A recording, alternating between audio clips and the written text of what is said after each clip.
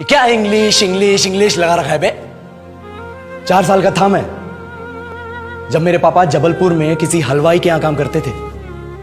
खुद तो कभी स्कूल गए नहीं, इसलिए अपनी गांड घिस घिस के मुझको स्कूल में भर्ती करवाया।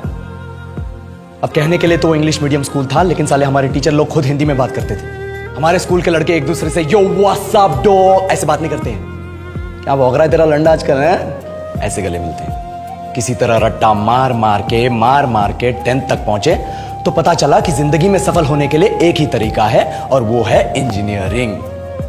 सब यही कहते थे, माँ बाप, टीचर लोग, गली का वॉचमैन भी हमसे पूछता था, और भैया कैसी चल रही है आपकी तैयारी? भग बेंचो, तुमको क्या करना है? इसलिए हमारे स्कूल के बच्चे हम सब पहुंच गए बकरों की तरह। मैं IIT, मैं NIT।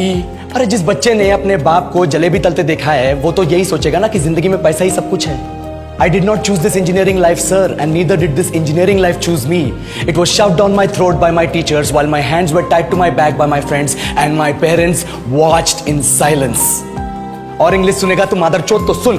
10th के बाद 2 साल लग गए इस कॉलेज में घुसने के लिए, कोचिंग में निकाल दिए। ना कुछ खेले ना कुछ सीखे, और 2 साल बाद जब यहां पहुंचे तो पता चला कि बड़े शहरों के कॉन्वेंट स्कूल के पढ़े बच्चे जब अंग्रेजी में बात करते हैं तो मरे हुए फूल भी खिल उठते हैं। आहा, हवा में ऑक्सीजन की मात्रा बढ़ जाती है इनकी अंग्रेजी सुन के। और पूरे कॉलेज की लड़कियां इन इंग्लिश स्पीकिंग लड़कों को अपना जीवन साथी.com मान चुकी है। तुझे क्या लगता है?